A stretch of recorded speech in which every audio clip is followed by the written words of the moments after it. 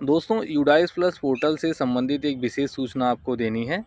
सूचना ये है कि यूडाइस प्लस पोर्टल के माध्यम से विभिन्न कार्य कराए जा रहे हैं, जैसे स्टूडेंट्स के डेटा को फिलअप करना, स्कूल के डेटा को फिलअप करना, डीसीएफ फॉर्म भरना और टीचर्स प्रोफाइल भरना, अर्थात टीचर्स के डेटा को फिलअप करना।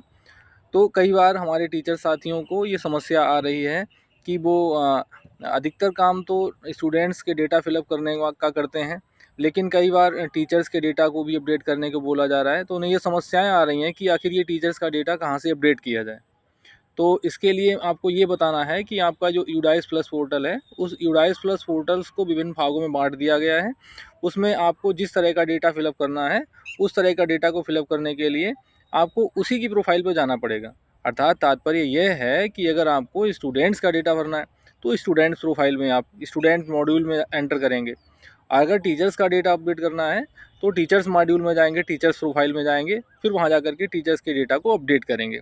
टीचर्स के डेटा को अपडेट करने के लिए आपके दो ऑप्शन होंगे। कोई नया टीचर आया है तो उसको ऐड करना है, कोई टीचर निकल गया है आपके विद्यालय से तो उसको वहाँ से रिमूव करना है, या जो आपके टीचर्स बने हुए हैं पहले से ही, उनका कुछ डेटा है अपडेट करने के लिए बोला जा रहा है, उसको अपडेट करना है। साथ ही साथ आपको डीसीए फॉर्म भरने के लिए बोला जा रहा है। आपके विद्यालय की विभिन्न विभिन्न प्रकार की सूचनाओं को लिया जा रहा है, तो उन सूचनाओं को फिलअप करने के लिए आपको डीसीए प्रोफाइल वाले में जाकर के एंटर करना होगा।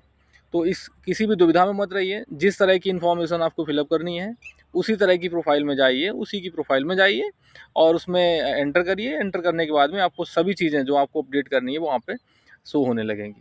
अगर आपको इसके अलावा भी कोई समस्या आ रही है तो मुझे कमेंट के माध्यम से बताइए। मैं कोशिश करूँगा कि आपकी समस्या का समाधान हो सके। Thank you.